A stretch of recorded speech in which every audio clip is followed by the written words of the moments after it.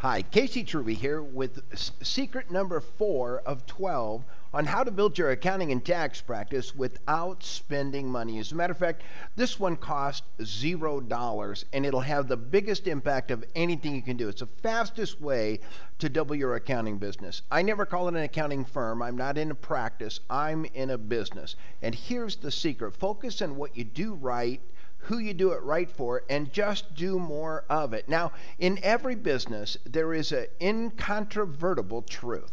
20% of our clients generate 80% of our net profit.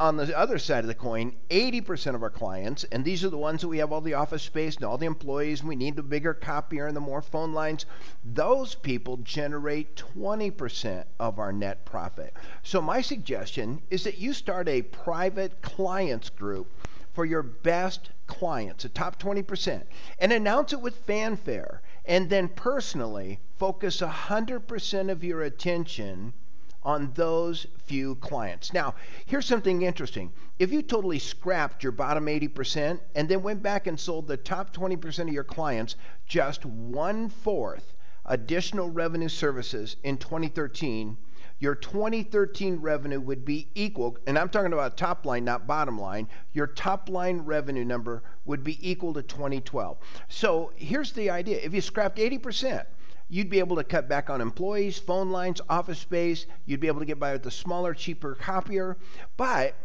you'd make exactly the same amount of money at the top line, and that means you'd make a lot more on the net on the bottom line. But step two of this is don't scrap the 80%. Turn them over to your staff and look for ways to pay the staff on a percentage of billing or on profits. Consider that block of business your funnel or feeder and use it to sort out your next private client. But all of your time should just be focused on the private clients, the top 20%. And here's step 3.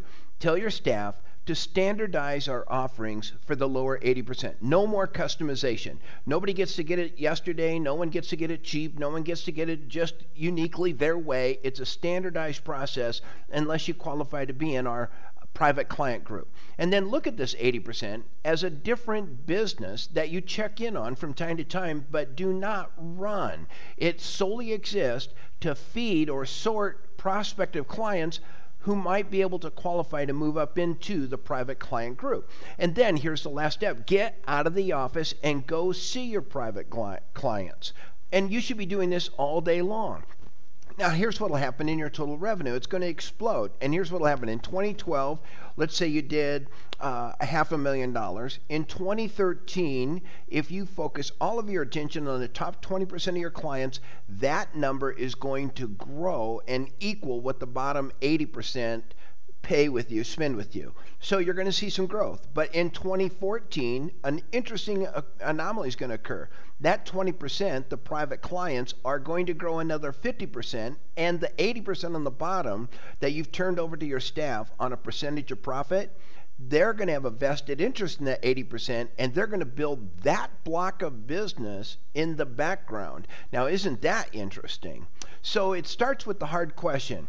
Look at your client list and say, is this the ideal client that I can grow with? Now, some of them aren't large, but they could be made large if you spent more time with them. You may have a really hot dog, go-getter business person, and they answer questions excitedly, and they're ready to make things happen, but they just don't have the gravitas or the business skill.